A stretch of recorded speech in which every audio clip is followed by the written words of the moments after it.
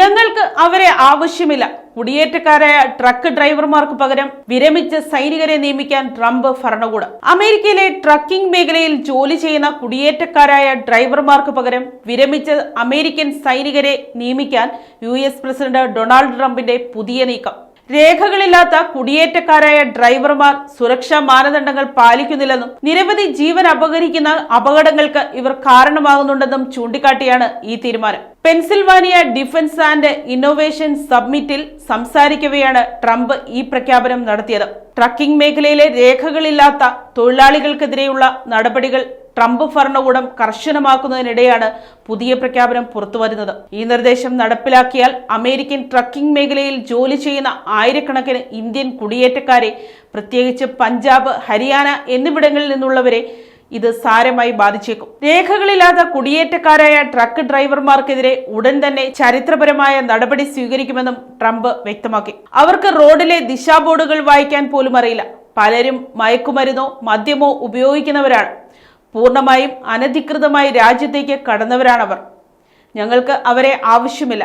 എന്നിട്ടും അവർ American നിരത്തുകളിലൂടെ വാഹനമോടിക്കുകയാണ്, Trump ആരോപിച്ചു. കുടിയേറ്റക്കാർക്ക് പകരം വിരമിച്ച അമേരിക്കൻ സൈനികർക്ക് ഈ തൊഴിലവസരങ്ങൾ നൽകുമെന്നും അദ്ദേഹം പറഞ്ഞു. നമ്മുടെ സൈനികരെ ട്രക്ക് ഡ്രൈവിംഗ് പഠിപ്പിക്കുകയും അവരെ ഈ രംഗത്തേക്ക് കൊണ്ടുവരികയും ചെയ്യും. സൈന്യത്തിൽ ഹെവി ട്രക്കുകൾ ഓടിച്ച പരിചയമുള്ള ഏതൊരു അമേരിക്കക്കാരനും വാണിജ്യ ആവശ്യങ്ങൾക്കുള്ള ഡ്രൈവിംഗ് ലൈസൻസിന് സ്വയമേവ അർഹത ലഭിക്കും, ട്രംപ് പ്രഖ്യാപിച്ചു. പൊതുജന സുരക്ഷയും മുൻ സൈനികർക്കുള്ള തൊഴിൽ പദ്ധതിയുമായാണ് ഈ നീക്കത്തെ അദ്ദേഹം അവതരിപ്പിച്ചത്. ട്രക്കിംഗ് വ്യവസായത്തിൽ ജോലി ചെയ്യുന്ന രേഖകളില്ലാത്ത കുടിയേറ്റക്കാർക്കെതിരായ നടപടികൾ US ഭരണകൂടം ഇതിനകം തന്നെ ശക്തമാക്കിയിട്ടുണ്ട്.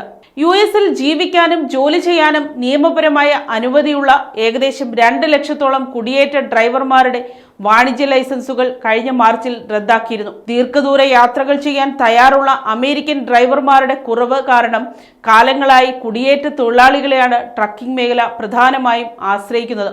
മികച്ച വരുമാനം ലഭിക്കുന്നതുകൊണ്ട് തന്നെ പുതിയതായി അമേരിക്കയിലെത്തുന്നവരെ ഈ തൊഴിൽ ഏറെ ആകർഷിച്ചിരുന്നു.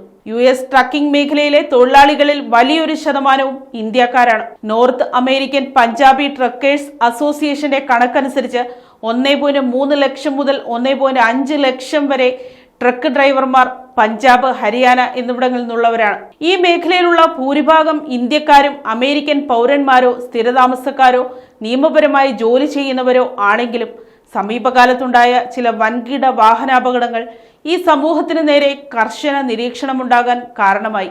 കഴിഞ്ഞ വർഷം ഒക്ടോബറിൽ കാലിഫോർണിയയിലെ സാൻ ബെർണാർഡിനോയിൽ 8 വാഹനങ്ങൾ കൂട്ടിയിടിച്ച് 3 പേർ മരിക്കുകയും 4 പേർക്ക് പരിക്കേൽക്കുകയും ചെയ്ത കേസിൽ അനധികൃതമായി അമേരിക്കയിൽ താമസിച്ചിരുന്ന ജഷൻപ്രീത് സിംഗ് എന്ന 22-കാരനായ ഇന്ത്യൻ വംശജന് 5 വർഷത്തോളം തടവ് ശിക്ഷ ലഭിച്ചിരുന്നു. മുന്നിലുണ്ടായിരുന്ന വാഹനങ്ങൾ വേഗത കുറച്ചപ്പോൾ ബ്രേക്ക് ചെയ്യാൻ വിട്ടുപോയതാണ് അപകട കാരണമെന്ന് അന്വേഷണ ഉദ്യോഗസ്ഥർ കണ്ടെത്തിയിരുന്നു. രേഖകളില്ലാത്ത വാണിജ്യ ഡ്രൈവർമാരെ എങ്ങനെ കണ്ടെത്തും എന്നതിനെക്കുറിച്ചോ നിലവിലെ ലൈസൻസുകൾ എങ്ങനെ പരിശോധിക്കും എന്നതിനെക്കുറിച്ചോ ഉള്ള കൃത്യമായ വിവരങ്ങൾ ട്രംപ് ഭരണകൂടം ഇതുവരെ വ്യക്തമാക്കിയിട്ടില്ല. ഡ്രൈവർമാരുടെ കടുത്ത ക്ഷാമം നേരിടുന്ന അമേരിക്കൻ ട്രക്കിംഗ് വ്യവസായത്തിൽ ഈ പുതിയ തീരുമാനം വലിയ പ്രത്യാഘാതങ്ങൾ സൃഷ്ടിച്ചേക്കാമെന്നാണ് വിലയിരുത്തൽ. News desk, Kottarakkara media.